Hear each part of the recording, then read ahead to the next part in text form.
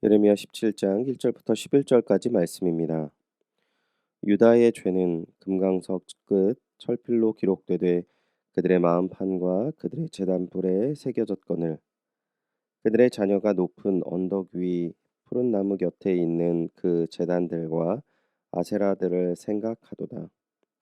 들에 있는 나의 산하 내 온 영토의 죄로 말미암아 내가 내 재산과 내 모든 보물과 산당들로 노략을 당하게 하리니 내가 내게 준 내 기업에서 내 손을 뗄 것이며 또 내가 너로 하여금 너의 알지 못하는 땅에서 내 원수를 섬기게 하리니 이는 너희가 내 노를 맹렬하게 하여 영원히 타는 불을 일으켰음이라. 여호와께서 이와 같이 말씀하시니라. 무릇 사람을 믿으며 육신으로 그의 힘을 삼고 마음이 여호와에게서 떠난 그 사람은 저주를 받을 것이라. 그는 사막의 떨기나무 같아서 좋은 일이 오는 것을 보지 못하고 광야 간조한 곳 건건한 땅 사람이 살지 않는 땅에 살리라. 그러나 무릇 여호와를 의지하며 여호와를 의뢰하는 그 사람은 복을 받을 것이라. 그는 물가에 심어진 나무가 그 뿌리를 강변에 뻗치고 더위가 올라올지라도 두려워하지 아니하며 그 잎이 청청하며 가무는 해에도 걱정이 없고 결실이 그치지 아니함 같으리라. 만물보다 거짓되고 심히 부패한 것은 마음이라. 누가 능히 이를 알리오마는 나 여호와는 심장을 살피며 배부를 시험하고 각각 그의 행위와 그의 행실대로 보응하나니 불의로 치부하는 자는 자고새가 낫지 아니한 알을 품음 같아서 그의 중년에 그것이 떠나겠고 마침내 어리석은 자가 되리라. 아멘. 물가에 심긴 나무처럼이라는 제목으로 새벽의 묵상의 말씀 나누겠습니다.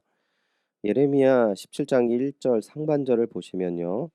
유다의 죄는 금강석 끝 철필로 기록되되라고 말씀하십니다.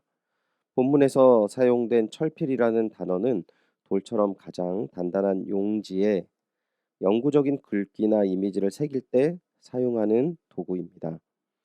하나님께서 유다의 죄를 철필로 기록하시겠다라는 말씀에는 두 가지 의미를 갖고 있습니다.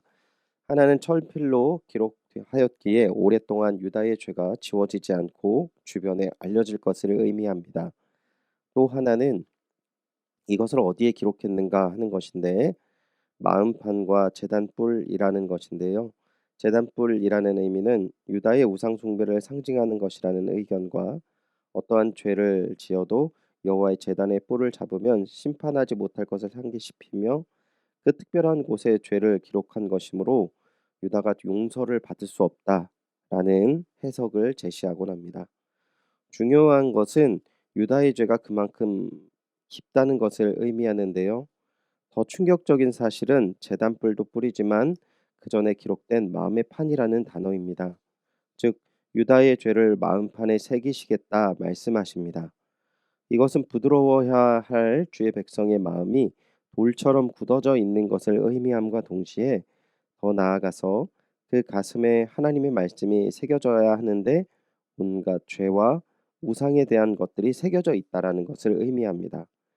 즉 마음에 새겨졌다라는 것은 그들의 내적 존재가 이제 완전히 우상을 숭배하고 있다라는 것을 의미합니다.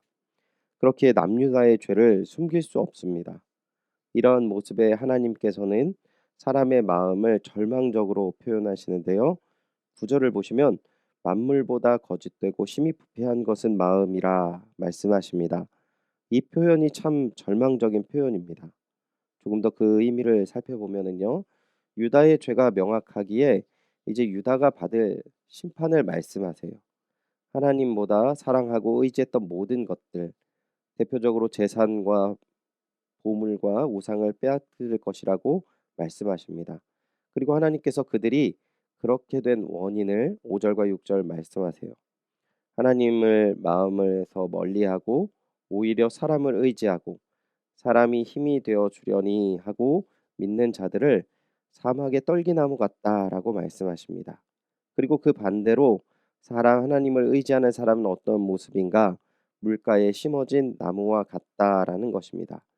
물가에 심어졌기 때문에 걱정과 근심이 없이 때가 되면 열매를 맺고 또 풍요로운 삶을 살 것이다 말씀하십니다. 그때 하나님께 질문을 하는 것이 9절입니다. 조금 쉽게 말씀드리면 그러한 말씀을 주신 하나님에게 이제 하나님께서 그 마음을 보시고 나를 의지하면 복을 주고 나를 의지하지 않으면 저주를 내린다 말씀하시니까 하나님께 질문을 하는 겁니다. 사람이. 세상에 가장 부패하고 더럽고 거짓된 것이 마음인데 어떻게 그 사람의 속 마음을 알 수 있겠습니까? 질문을 하는 거예요. 그 질문에 하나님께서 대답하십니다. 10절입니다. 나 여호와는 심장을 살피며 회부를 시험하고 각각 그 행위와 그 행실대로 보응하나니. 하나님께서는 각각 사람의 마음을 살피시고 심장을 감찰하는 분이시며 각 사람의 행실과 행동에 따라 보상을 하시는 분이라는 것이죠. 사람의 마음이 죄를 지으면서도 이렇게 생각을 하는 거예요. 스스로가 가장 마음이 부패되었다라고 알고 있는 거죠. 그리고 그 부패된 마음속 깊은 곳에 자신의 죄를 감춰 두었는데 누가 이 죄를 드러내서 이것을 심판하겠느냐라고 인간들이 이야기를 하는 겁니다. 인간의 타락상은 자신이 타락한지 모르는 것이 아닙니다. 자신의 모든 죄를 충분히 감출 수 있고 자신을 심판할 리가 없다라고 생각하는 타락을 오늘 본문에서 이야기를 하는 것이죠.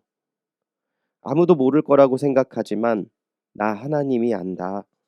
눈에 보이지 않는 것도 나는 보고 있다. 말씀하시며 그 모든 것을 보시고 심판하시겠다 말씀하시는 것입니다. 때문에 우리는 시냇가에 심은 나무처럼 주님을 의지하며 주 안에 살아야 하는 것입니다. 우리의 삶이 사람의 눈과 판단에 결정되는 것이 아니라고 하나님께서 말씀하십니다. 나 자신의 모습은 나 자신과 하나님이 잘 아는 것입니다. 물론 나의 삶을 곡해하며 자신의 죄를 모르는 사람 또한 있을 수 있습니다. 하지만 하나님을 의지하고 하나님께 나아가면 어두운 곳에 빛이 비추어 감추어지는 것이 보이는 것처럼 나 자신을 알 수밖에 없습니다. 즉 하나님을 믿으면 내가 어떤 사람인지 당연히 알게 되고 주님을 더 의지할 수밖에 없다는 것입니다. 사랑하는 주님의 동역자 여러분, 우리는 당연히 주님을 의지하고 살아간다라고 믿고 있습니다. 어떻게 점검할 수 있을까요? 주님 앞에 내 자신을 돌아보고 주님을 의지하고 있는가 살펴보시길 권면드리면서 오늘 하루 이 말씀이 힘이 되셔서 세상의 시선을 의식하기 이전에 하나님을 의식하고 의지하셔서 시냇가에 심기워진 나무처럼 늘 주님의 보호하심과 은혜로 살아가시는 귀한 주님의 자녀의 삶, 그 귀한 하루가 되시기를 주님의 이름으로 축원드립니다. 기도하겠습니다. 하나님 감사합니다. 하나님을 의지하는 자에게 보호하시며 늘 채워주시는 귀한 은혜와 사랑을 오늘 말씀해 주셨습니다. 인간들 너무나도 연약하고 어리석어서 그 모든 것들을 베푸시는 하나님의 은혜보다는 자신의 뜻을 의지하고 세상의 것을 더 의지함으로 사막에 있는 떨기나무와 같은 삶을 살고 있다라는 사실을 깨닫지 못하는 경우가 너무나도 많이 있습니다. 주님 성령께서 저희들의 마음을 은혜와 사랑을 허락하여 주셔서 내 처지를 깨닫고 주 앞에 회개하며 온전히 돌아오는 귀한 은혜와 사랑을 베풀어 주시옵소서.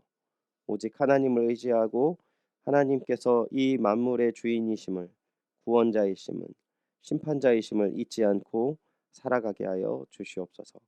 허락하시며 인도하실 귀한 은혜와 사랑에 감사드리며 이 모든 말씀 주 예수 그리스도의 이름으로 기도드리옵나이다. 아멘. 말씀을 의지하며 기도하겠습니다. 주님 앞에 나의 삶을 돌아보고 회개하며 더욱더 주님을 의지하는 시냇가에 심기운 나무 같은 삶을 살게 하여 주시옵소서. 기도하시기 바랍니다.